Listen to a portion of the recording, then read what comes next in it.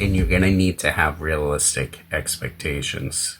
The other thing is that the A15 5G, which was introduced in the US, is not the same as the A15 and the A15 5G that are out in other countries, say like India and the European market. These phones actually have 8 gigabytes as well as 256 gigabytes of storage. Looking at the A15 5G, when taking pictures in well-lit areas, this phone does well. And I'm going to post right now a picture of the beach outside. If you're looking at this, you can see it's fairly decent. Also going to give you a little video of the beach as well. This is just going to show you guys truly the expectations of this camera.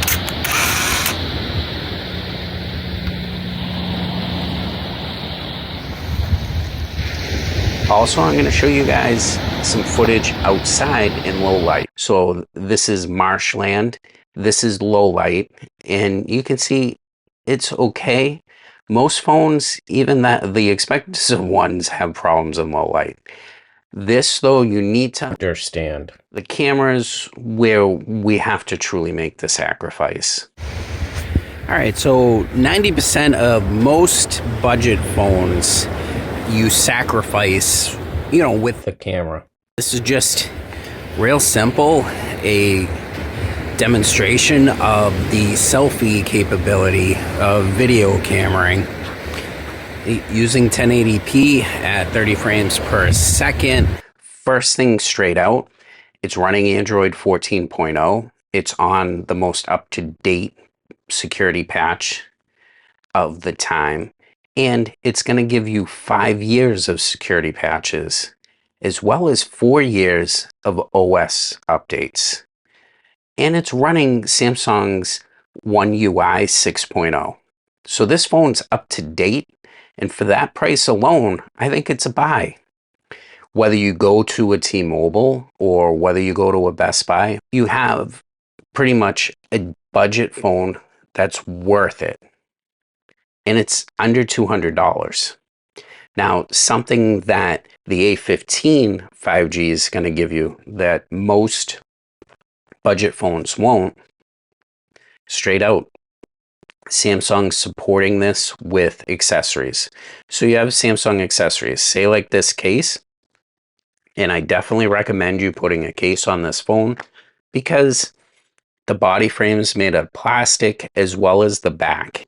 At least this is one benefit of buying the A15 5G. It does have accessories. The other cool thing is that you can buy some Galaxy Buds if you want to go into the ecosystem of Samsung. You don't have to buy the most expensive buds. You can go down to like Buds Live, or even they have Samsung introduced the Galaxy Buds SE. And the nice thing is that the applications work with this phone. Then you also have an ecosystem. If you want a smart watch, you could get, say like this is a 5 Pro, but you could also get the Galaxy 6 watch or even a 4. And you have an ecosystem that works with that phone. Also, if you really want to go budget-wise, you can get a Samsung Tab 7A, and that pretty much gives you the full ecosystem. The other benefit that this phone does offer is it has virtual RAM.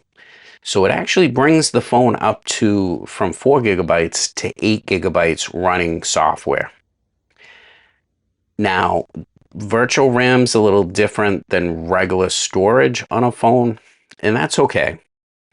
At least we have that there, and this is why it makes the phone pretty much fast, and you're able to open up the apps and run them correctly. And things are not going to run. Like, for example, most of my Android phones, I run a app called Filmic Pro. This phone here will not run that, maybe because of the processor or even because of the cameras. The cameras themselves can record at 1080p, 60 frames per second. And it's doable, but it's not going to be the greatest experience. So that's one sacrifice. The cameras are not going to be the greatest cameras, but I truly feel that this can get you through. If you did finance that 2 years, you'll have a working phone after that fact. Then one other option that this phone does offer that most budget phones don't, well, actually most of the budget phones do. You still have a headphone jack in there. Most people like that. You do have the fingerprint reader that's scanned in here, and you have 128 gigabytes of storage for the phone. In the SIM card slot, there is a spot to put an SD card, which is up to a terabyte of storage. What you get with this phone is first the OLED screen, which is 90 hertz, and it looks phenomenal. And that's, I believe, a steal for the phone. The other thing that you do get for a phone of this budget, which is crazy, you have a way of having an ecosystem, and as well as 5 years of security updates and 4 years of OS updates. The operating system is important because that keeps the phone up to date. So potentially you could own this phone for 5 years.